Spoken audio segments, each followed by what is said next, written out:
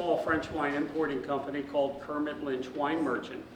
I was working in San Francisco in 1971 in the wine business. I worked for a French wine importer, and a young man came into the store one day, and the owner of the store took me aside and said, "This guy seems really nice and he's looking for work, but we don't have anything. Why don't you show him around and maybe taste a couple of wines with him?" So I did. His name, it turned out, was Kermit Lynch, and he had just come back from a year in France. And the year experience that Kermit had in France was pretty fascinating. I was supposed to be talking to him, but I ended up listening a lot more. Kermit had a small business that he developed, and this is the days of street fairs and hippiedom in San Francisco. And Kermit would travel around to the various street fairs in San Francisco and neighboring communities. And he had a large pole that he would hold up, and it had hooks on it. On the hooks were carpet bags. They were actually tote bags made from carpet remnants. And he got the carpet remnants for free, and then he would take them to a local knitter, an industrial sewing place, and have them sewn and put handles would be put on them. And then he'd sell them for $8 or $10 or $12 or $15.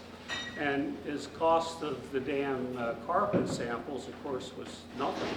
And he actually made a little bit of money at it. And one day somebody came up to him at one of the street fairs and said, "That looks like an interesting business. I'd like to buy it." And Kermit named a price. The guy bought the business at that price. And Kermit, being single without any real commitments, closed his apartment up and moved to France. And his idea was to live in France until he ran out of money. Well, we'd all like to do that. I did the same thing. Barbara and I did the same thing in the early 70s too. But when Kermit ran out of money, he decided that he'd learned a lot about French wines and wanted to get in the French wine business. So he applied for this job with me. We didn't have the job, but we continued a relationship that turned into a friendship. And a lot of that friendship was due to a third party, a young woman named Alice Waters, who had just opened a restaurant in Berkeley called Chez Panisse. Barbara later went to work for Alice and worked there as a chef for 20 years. So we had a long and glorious relationship with Alice.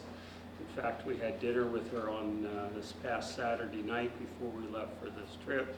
In any event, Alice was beginning her business, Kermit was beginning his business, and I was beginning my wine career with a fellow by the name of Joseph Phelps. And we all developed a friendship. And